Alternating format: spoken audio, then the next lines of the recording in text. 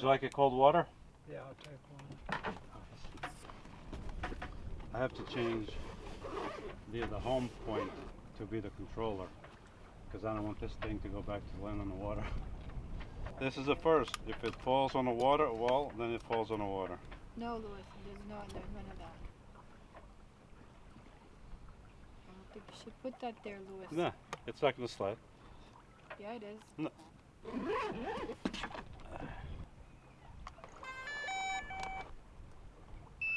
It's not going to hit us on the head, is it? No, I'm not going to launch it from there.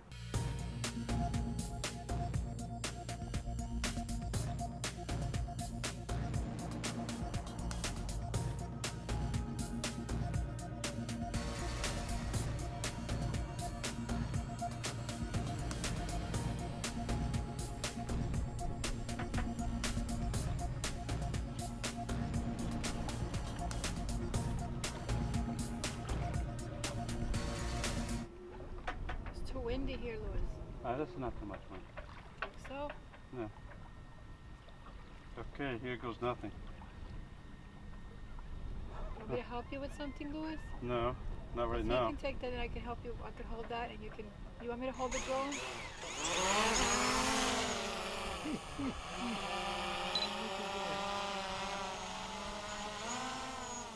Keep it away from the sails, Louis. Over to them. I want to go around.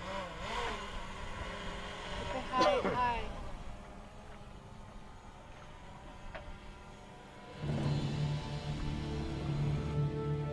It was a beautiful day for sailing, and I thought, if we're gonna go sailing, I am definitely gonna use my drone.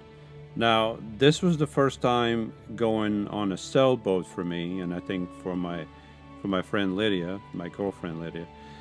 And this was the first time also flying a drone from a boat, any kind of boat. When you are on a boat, it's much different than when you are on land. When you are on land, you can set your home point to where you are, and then you can walk around, and if something happens, the drone will go back to that safe place that you set to be your home point. Of course, you can always change that. You can change so that the remote is the home point.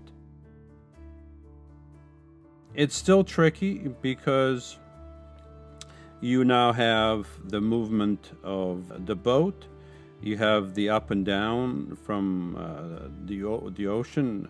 In this case, it was relatively calm, but you still have a moving object that you are trying to bring your drone back to. And taking off is not that difficult. Flying the drone around is not that difficult. It's just like being on land. But when you're trying to land, you have a relatively small area to land the drone. You have the sails in a way, you have the rigging in a way, you have the movement of the boat being pushed by the wind, and you have the movement of your drone also being pushed by the same wind that's pushing the sail.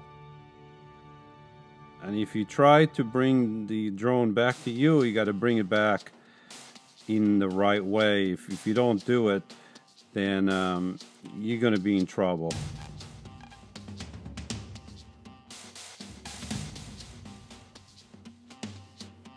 In my case, I made sure I had plenty of battery left to land the drone. I had a backup plan in case I couldn't land the drone on the boat. I was going to land the drone there, and then I was going to go back to the van, and then I was going to come and pick it up.